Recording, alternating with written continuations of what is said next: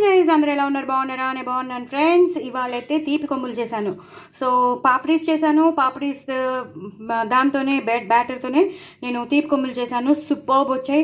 అచ్చు షాప్లో దొరికేటట్టే వచ్చాయి. మన ఆంధ్రాలో కాకినాడలో బాగా దొరుకుతాయి తీపి కొమ్ములు.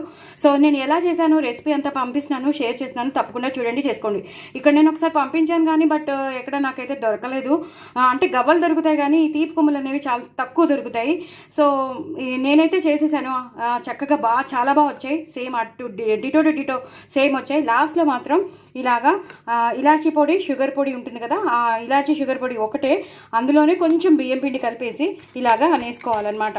సో మనకి షాప్లో మీరు చూసే ఉంటారు అవి సో చాలా బాగా వస్తాయి అన్నమాట. సో ఇలా వేసేసుకోవాలి. ఇలాచీ పొడి ఇంకా షుగర్ పొడిలో కొంచెం బియ్యం పిండి కలిపేసి ఇలా వేసేసుకుంటే మనకి డిటో టు డిటో షాప్లో లాగే వచ్చేస్తాయి. మరి ఇంకెందుకు ఆలస్యం, నేను షేర్ చేసినాను. తప్పకుండా రెసిపీ చూడండి, చేసుకోండి.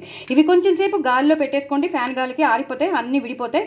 మనకి కొమ్ములాగా వచ్చేస్తాయి, స్వీట్ కొమ్ములు వచ్చేస్తాయి. మరి ఇంకెందుకు ఆలస్యం, పిల్లలు కూడా ఎంజాయ్ చేస్తారు, మీరు కూడా ఎంజాయ్ చేయండి.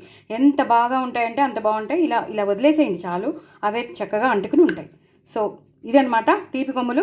మనం ఐడియా ఉంటే ఏదైనా సాధించవచ్చు ఆడవాళ్ళం. తప్పకుండా ఐడియా అనేది తెచ్చుకోవాలి. ఎలా చేయాలనేది పద్ధతిగా చేసుకుంటే మాత్రం ఏదైనా మనం సక్సెస్ అవ్వచ్చు. డూ ట్రై ఇట్ అండి, చాలా టేస్టీగా ఉంటాయి. బాయ్ అండి. కాకినాడ వెళ్ళవలసిన అవసరం లేదు, హ్యాపీగా మన ఇంట్లోనే చేసేసుకోవచ్చు. బాయ్ అండి.